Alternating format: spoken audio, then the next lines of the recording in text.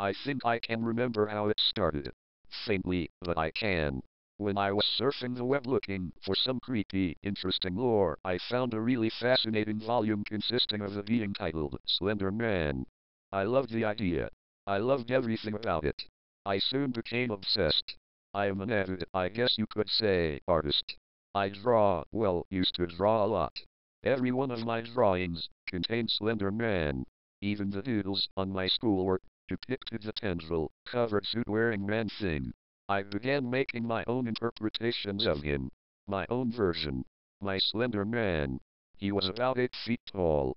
His arms stretched down to his knees. He had no face, just a shape, a mess. Almost as if someone covered their head with a tight cloth or spandex. Anyways, it was like he was my own creation. Another version of myself. It was so cool. Or so I thought. My best friend was also into Slender Man, because of me, of course. I just couldn't help but share my interests. I'm not at liberty to share his name, so we'll just call him Matt. We were also into filmmaking.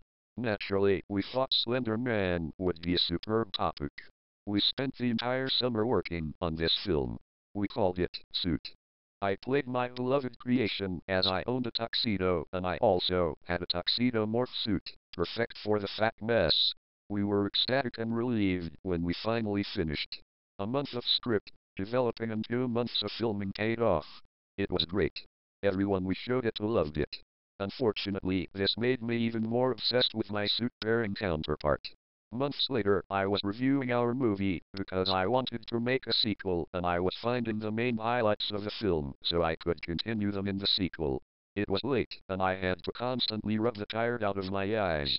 I was looking at the part where I'm standing, in a forest, looking up into the sky, about to jolt my head down, to the camera.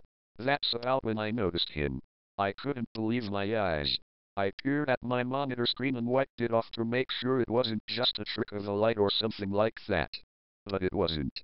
It was him. Slender Man. As the camera is pointed at me, you can faintly see him walk, very fast, mind you, about 20 yards behind me. Faintly, but he's there. I was freaked out.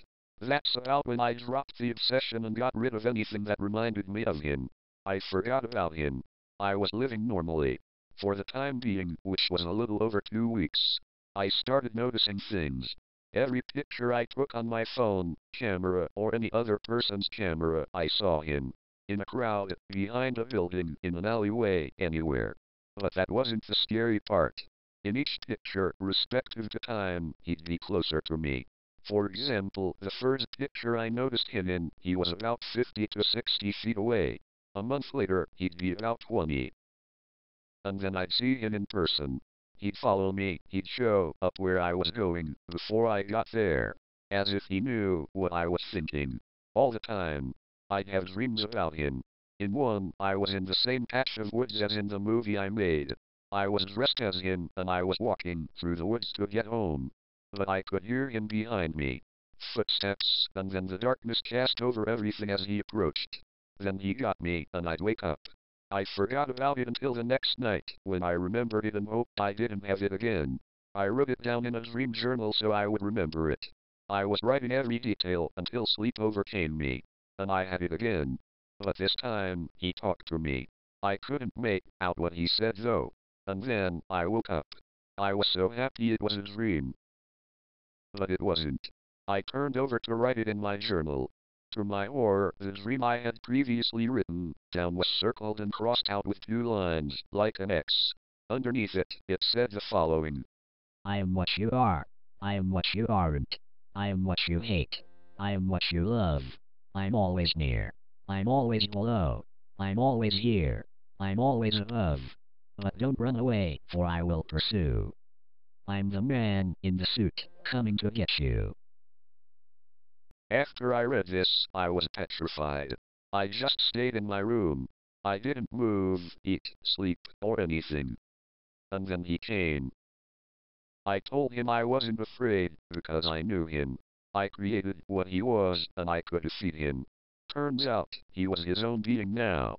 He didn't need me. He wouldn't speak, he would only, well, it's hard to explain. He would lash his arm at the wall, and words would appear. One word, actually. Impostor. Again and again and again and again. Impostor. Impostor. The next thing I remember is him grabbing my head and opening his mouth. It was more like a black hole, a void in his white mess of a face. And then... quiet. I was on the floor, but I wasn't me. I was him now. I finally realized what he meant. I wanted to be Slender Man, so he made sure that happened. I created him, and he took over. That was when my life ended, for me, at least. But I don't mind this new life. I've gotten used to taking people. It's a sport, almost. You see me in your mirrors, pictures, and then in front of you, or behind you. So, a word to the wise. Don't turn around.